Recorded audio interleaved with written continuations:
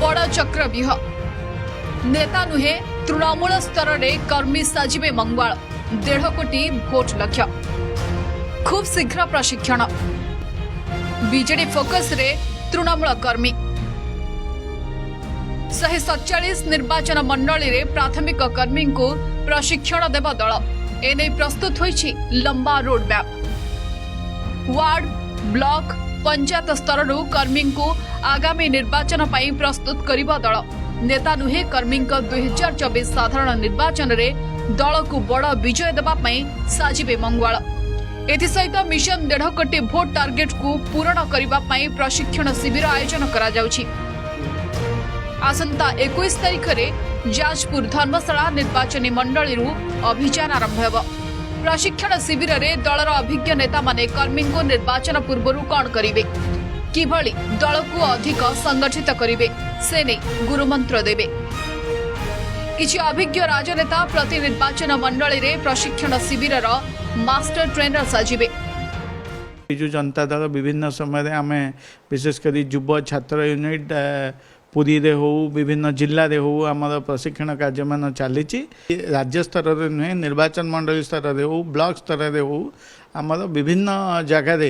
ये कार्यक्रम होउची समय विभिन्न जगह आपन देखिथिबे होउची एवं आगामी दिन में भी कार्यक्रम आउरी चलिबो खाली जे निर्वाचन समय लोकों पाखे जीवाटा कि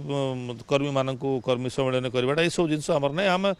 सबे बेले सब सदा बेले बिजु जनता दल लोकों संगे अछि एवं बिजु जनता दल निश्चित भाव भल करिवो आगामी निर्वाचन रे 22 वर्ष धरी प्रति निर्वाचन रे बीजेडी रो भोटार बढ़ी चली मुख्यमंत्री नवीन पट्टनायक दृढ़ नेतृत्व और लोकाभिमुखी कार्यकलाप दल पई आनिछि बड़ सफलता। प्रशिक्षण शिविर रे मुख्य फोकस रहिबो जनसेवामूलक कार्यक्रम राज्य सरकार को विकासमूलक योजना रे जेमिति प्रत्येक ओडिया उपकृत हेबे से गुरुदायित्व तृणमूल स्तर रे कर्मी माने नेबे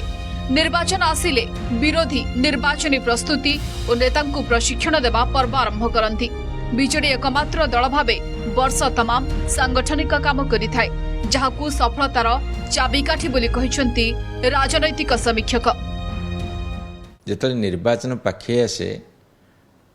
से जातीय दल माने हुंतु बा अन्य माने हुंतु सेतेबेले आसीबा आरंभ करती जेमिति 1.5 कोटी भोटर केमिति भोट देबे बिजु जनता दल शंख चिन्ह भोट पड़ो से कर्मी मान दायित्व न्यस्त तेणु मान्यवर मुख्यमंत्री लोक मान कथा बुझ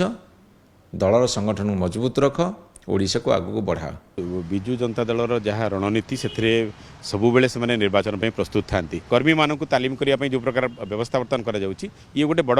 परिवर्तन सूचना मिलूँ जिते निर्वाचन हो बीजेडी भोट बढ़ी बढ़ी जाऊँगी बीजेडी रणनीति भितर गोटे बड़ अंश विशेष से जहाँ प्रकार जो प्रकार रणकौशल आवश्यकता से रणकौशल को बर्तमान बीजेडी आपणाऊ।